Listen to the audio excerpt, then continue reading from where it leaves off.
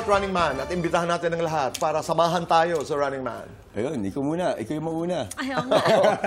Ayan, mga kapuso, sana po ay patuloy po rin yung mahalin ang Running Man Philippines Season 2. Ako Yes. po ay lalabas dyan for the very first time sa Korea and ako excited akong ipakita sa inyo kung ano ang ginawa Ayun, ko. oh. Nakasama ko si Ha! Okay. And how was that feeling na sumunod ka, di ba? Because you couldn't make it Yes. because of schedules. Grabe, iyakan naming lahat. Kasi syempre sobrang na-miss ko sila. Sobrang nalungkot din ako, Tito Boy, bago sila lumipad papunta ng Korea. Dahil nag-binge watch ako ng episodes ng Running Man nung season 1. Tapos naramdaman ko bigla na, grabe, ba't wala ako doon? Na-FOMO ako. Right. Pero sobrang nag-enjoy kami nung pagdating ko na doon sa Korea. Samahan niyo po, napapanood niyo na po ang Running Man. Yes. And of course, you're doing Sangre. Opo. Congratulations. Maraming salamat po. Yeah, and of course, Black Rider. Yes, Black Rider. oo. Yun, maraming salamat po sa lahat po ng mga patuloy na sumusuporta at nagmamahal sa Black Rider. Sabi ko nga, hindi siya madaling gawin, pero sobrang nagiging worth it, lalo na pagka nakakatanggap po kami ng mga magandang feedbacks mula po sa inyong mga manonood. Let's, go ahead, Bian. Gusto ko rin pong batiin ang lahat po ng mga kapuso at Encantadix po na nag-aabang na po sa aming proyekto, ang Encantadia Chronicles Sangre. Malapit na po yan at hindi na po kami makapaghintay na mapanood po ninyo ang pinaghihirapan namin para sa inyo. That's what he said. Thank you, Miss Salma. Miss Salma here.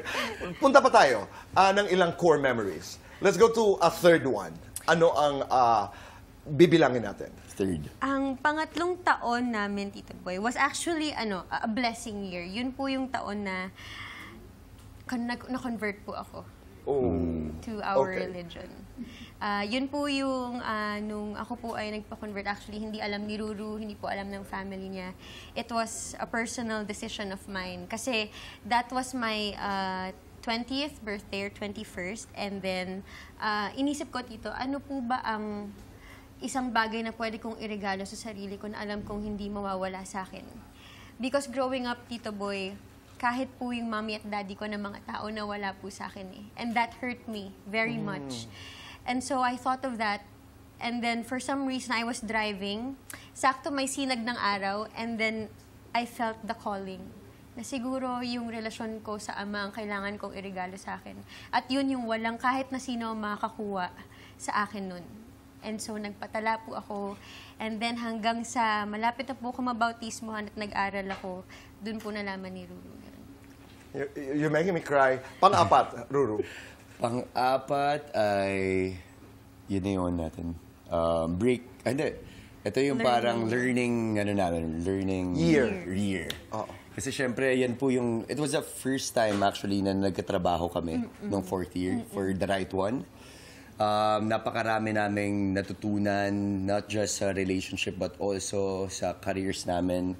Mas nakita namin yung business, mas nakita namin kung papaano ba magtatagal sa ganitong klaseng industriya. So yun po yung mga natutunan namin sa fourth year. Sobrang dami pong realizations. Learning, di ba? A year of learning and growth. Yeah. Ganda. Pang-lima. Yung fifth year namin finally is actually our breakthrough year, which is this past year. This year.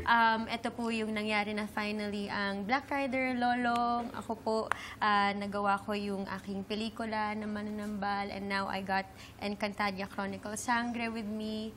And napakasarap po sa puso kasi kami ni Ruru, magkasama man kami or hindi, alam po namin na we both are thriving in our personal lives and our personal careers. And what we love about that is hindi po namin napag-iiwanan yung relasyon namin.